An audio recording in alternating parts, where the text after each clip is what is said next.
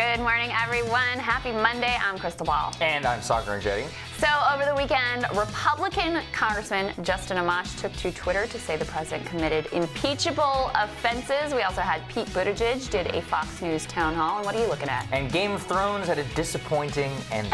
But According to you. We'll get into all of that on Rising.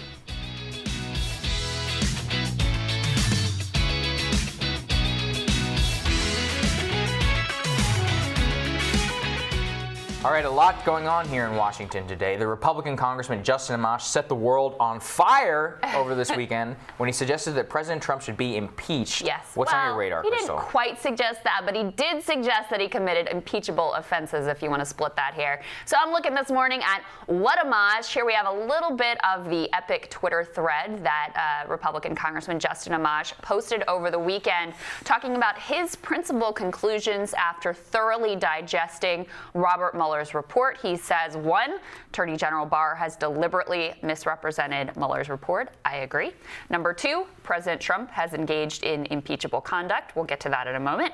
Number three, partisanship has eroded our system of checks and balances. Undeniably true. And four, few members of Congress have read the report. Yeah, that's probably right, too. Of course, the president had to respond. Where else? On Twitter. We've got a little bit of that as well. Typical Trump stuff. Never a fan of Justin Amash, a total lightweight who opposes me and some of our great Republican ideas and policies just for the sake of getting his name out there through controversy, et cetera, et cetera, et cetera. Of course, as of today, Justin Amash is the only Republican member of the House or the Senate to have gone this far and say that the president has, in fact, committed impeachable offenses. And this is adding to a trend of really some more movement and some more momentum behind the idea of impeachment. And Saagar, I get that because in another time, in a different time and place, the actions described in the Mueller Report would in fact lead to impeachment.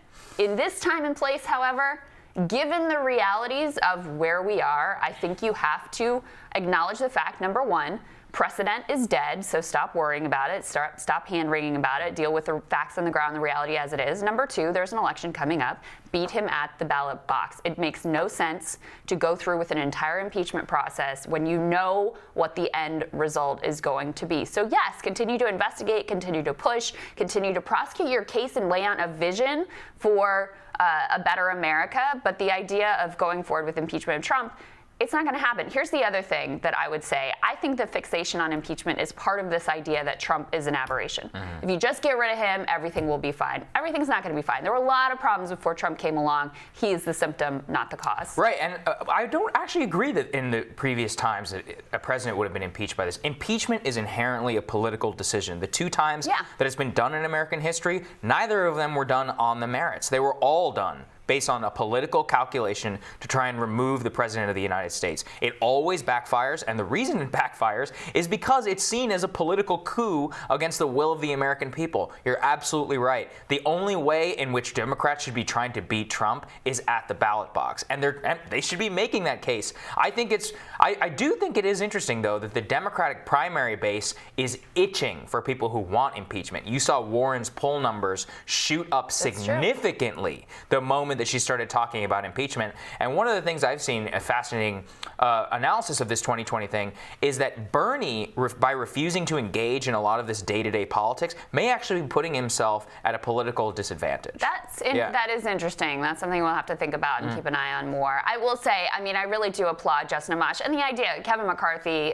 minority leader, of course, now, is questioning whether he's a real Republican. I mean, the guy's voting record. He's a libertarian. He's not actually a Republican. Okay, but his record is very conservative. Right, he's he libertarian. Came in on the Tea Party wave, like that's who he is, the whole like independent view, whatever. I don't agree with most of his policy views, but he is definitely not some like liberal Democrat. No, he's not. But anytime you see a headline that says GOP congressman slams Trump, you have a pretty good guess that it can be Justin Amash. True. And we should also say, like, this is not in his political best interest. He's in a safe Republican district. He is more at risk of a primary challenge than getting beat by a Democrat. So I think it took real political courage, and I applaud him. And We'll so see. does Mitt Romney applauds him as well, so there you go. Saagar, what are you looking at? The two pillars of the future GOP. What I'm looking at is what's going on with Huawei, and it shows the power of the pen within the executive branch. Republicans have railed against executive power for a long, long time, but this actually goes to show how even the threat of executive action can have significant effects, particularly in the market war against China. So yesterday, Google announced that it would drop Huawei's license. Now, Huawei is a telecommunications company that manufactures cheap smartphones, essentially. Now, this smartphone ran on Google's Android system, which granted it a lot of legitimacy and the ability to penetrate markets. What ended up happening is that Google dropped Huawei from its Android platform after the president signed an executive order protecting the U.S. communications infrastructure from state-owned enterprises. And it goes to show the power of the executive branch, the mere threat of sanctions. Now, Europe needs to follow the United States on this. Europe currently has approximately 1/3 of its devices that are manufactured in China. That amount of market penetration, which U.S. intelligence agencies and Western intelligence agencies say are being used in order to spy on the West and Western citizens, is a dangerous threat. And it goes to China's rising threat. Now, remember, companies don't act always in the best interest of the country that they're based on. In fact, just a couple of years ago, actually, we have a tweet that's showing just how remarkable this is. Google was manufacturing its phones with Huawei. 4 years later, after only from a threat from the United States government, did it drop Huawei from its Android platform. And the reason I'm highlighting this story is because it demonstrates, Krystal, the amount and the threat of the Chinese market penetration in American technology. And because we've been told the sing-song of the free market and capitalism, right, it turns out the cheaper phones can also spy on you. Right. It could lead to your geopolitical rival having mass troves of data on your citizens. Would the Chinese ever allow such a similar market penetration? Never. Yeah. I mean, I have a lot more about this than I just have some questions for you, but I also have some thoughts, which is that, I mean, do we have any confidence that American tech companies are keeping our data safe such that Chinese or anyone else can't take that data? So, I mean, that's the thing is, like, I don't really feel safe with this knowing that it's American-based company either, because there's really no penalty for them. They have no real reason to spend the money on the research and the cost of the technology to make sure our data is secure. There's no incentive in place essentially now, other than whatever repercussions there are in the marketplace. However, when you have such large market share that they're basically monopolies, I mean, they aren't protecting our data. These phones are not cheap because they're cheaper to produce. They're heavily subsidized by the Chinese government in order to capture the consumer market in the West, and they exploit our free and our open economies. And the reason I particularly like this story